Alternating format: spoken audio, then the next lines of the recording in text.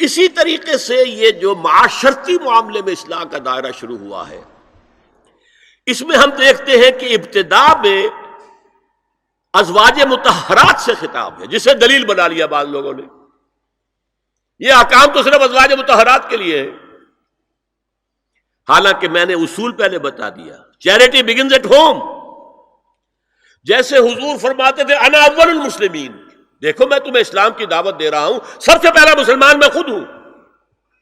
انا اول المومنین، میں تمہیں ایمان کی دعوت دے رہا ہوں، پہلا مومن میں ہوں۔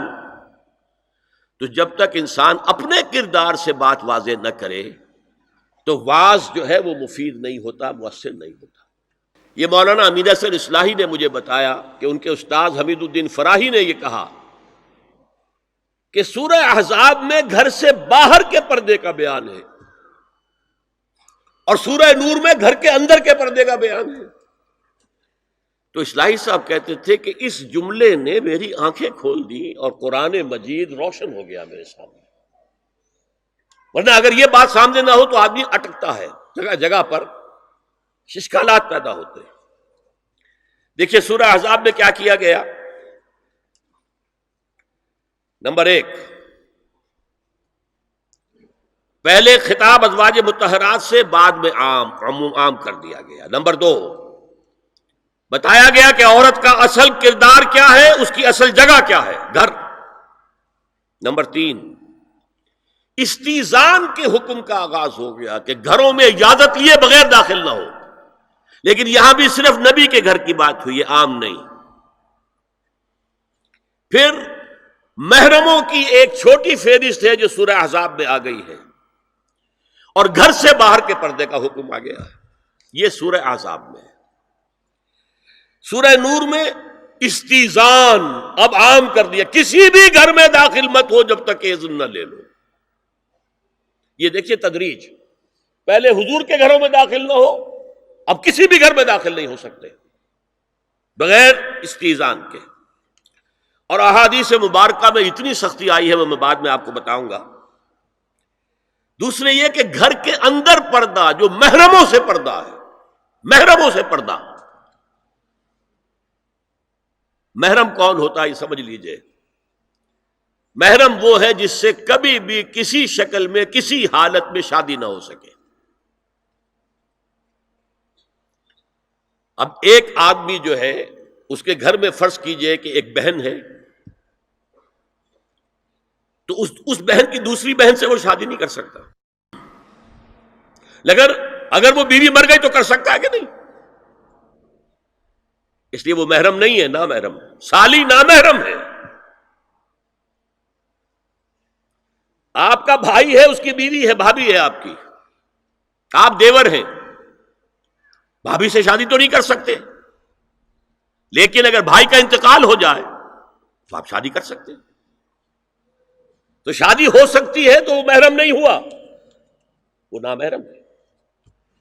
محرم صرف وہی ہے جس سے کبھی کسی حال میں شادی کا امکان نہ ہو۔ عورت چھپا کر رکھنے کی شے ہے، المرأۃ کلھا عورۃ، عورت کہتے ہیں اس کو ہے جسے چھپا کر رکھا جائے۔ ان المرأۃ عورۃ فاذا خرجت، جب وہ گھر سے نکلتی ہے، استشرفھا شیطان، اب شیطان جو ہے اس کو طاق میں رکھتا ہے۔ وَأَقْرَبُ مَا تَكُونُ بِرَوْحَةِ رَبِّهَا وَهِيَ فِي قَعْرِ بَيْتِهَا، وہ اپنے رب کی رحمت سے قریب ترین ہوتی ہے جبکہ اپنے گھر کے بھی کسی اندرونی حصے میں ہو۔ صحن میں ہوگی تو شاید ادھر ادھر کے کوٹھوں سے نظر پڑ جائے۔ اسی لیے فرمایا مردوں کے لیے مسجد میں نماز افضل 28 گنا، اور عورت کے لیے گھر کی نماز مسجد سے افضل، گھر کے صحن کی مسجد سے افضل، دالان کی صحن سے افضل، کمرے میں اس سے افضل، اور کمرے کی کوئی بغلی کوٹھڑی ہے تو اس میں سب سے افضل۔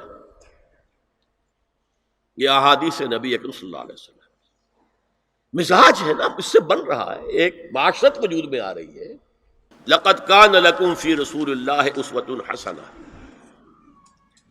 اے مسلمانوں تمہارے لیے اللہ کے رسول کی زندگی میں ایک بہترین نمونہ ہے، اسوہ حسنہ ہے۔ ایک بات اس میں اور طلب ہے، مردوں کے لیے تو اسوہ کامل ہے، مرد اگر سپہ سالار ہے تو اسوہ موجود ہے حضور کا، مرد اگر صدر ریاست ہے، خلیفہ ہے، تو اسوہ موجود ہے رسول کا، کوئی قاضی القضات ہے تو اسوہ موجود ہے رسول کا، کوئی کسی مسجد میں خطیب ہے، امام ہے، تو اسوہ موجود ہے، باپ کی حیثیت سے اسوہ موجود ہے، شوہر کی حیثیت سے اسوہ موجود ہے کہ نہیں؟ مردوں کی کوئی حیثیت ایسی نہیں جس کے لیے اسوہ حضور کی زندگی میں نہ ہو، لیکن ایک خلا ہے، عورت کی نسوانی زندگی کے لیے تو حضور کی زندگی میں کوئی اسوہ نہیں ہو سکتا، حضور مرد ہے۔ یہ ہے فلسفہ، یہ ہے حکمت دین، کہ جس صورت میں یہ آیت آئی لقد کان لکم فی رسول اللہ اسوۃ حسنۃ لمن کان یرجو اللہ والیوم الآخر وذکر اللہ کثیرا، اے لوگو، اے مسلمانوں، تمہارے لیے اللہ کے رسول کی زندگی میں ایک اسوہ کامل ہے، عمدہ اسوہ ہے، ہر اس شخص کے لیے جو اللہ کا امیدوار ہے اور یوم آخر کو بھی مانتا ہے اور اللہ کا ذکر کرتا ہے کثرت سے۔ اب اس خلا کو پر کیسے کیا جائے؟ حضور کی ازواج کو بنایا گیا اسوہ خواتین کے لیے، اور یہی ایک بہت سی اور بھی حکمتیں ہوں گی۔ ایک حکمت یہی تعدد ازدواج میں ہے، اور حضرت عائشہ کی اتنی کم عمر میں شادی کرنے میں ہے کہ دیر تک وہ امت کو پڑھاتی رہی، شوہر اور بیوی کے درمیان خالص پرائیویٹ معاملات کے اندر بھی ہدایت دیتی رہی۔ آخر وہ بھی انسان کی ضرورت ہے کہ نہیں؟ آپ کو معلوم ہے، ایک مرتبہ بعض صحابہ نے آ کر کہا، حضور یہ یہودی جو ہے ہم پر طنز کرتے ہیں کہ تمہارے نبی تمہیں بڑی چھوٹی چھوٹی باتوں کا حکم دیتے ہیں۔ آپ نے فرمایا کہ ہاں، ہمارے نبی نے تو ہمیں استنجا کرنا بھی سکھایا، بجائے کسی کمپلیکس کے، انفیریورٹی کے، سپیریورٹی کی بات کرو۔ استنجا ضروری شے نہیں ہے، گندگی سے نجات پانا ضروری شے نہیں ہے، طہارت ضروری شے نہیں ہے، ہمارے نبی نے تو استنجا کرنا بھی سکھایا۔ تو تعلق زن و شو کون بتائے گا؟ حضور بتائیں گے کسی کو؟ ازواج کو ضرورت ہوتی ہے، بڑا مسئلہ ہے، روزے میں کہاں تک جا سکتا ہے انسان؟ آخر کون بتائے گا؟ ازواج مطہرات نے بتایا۔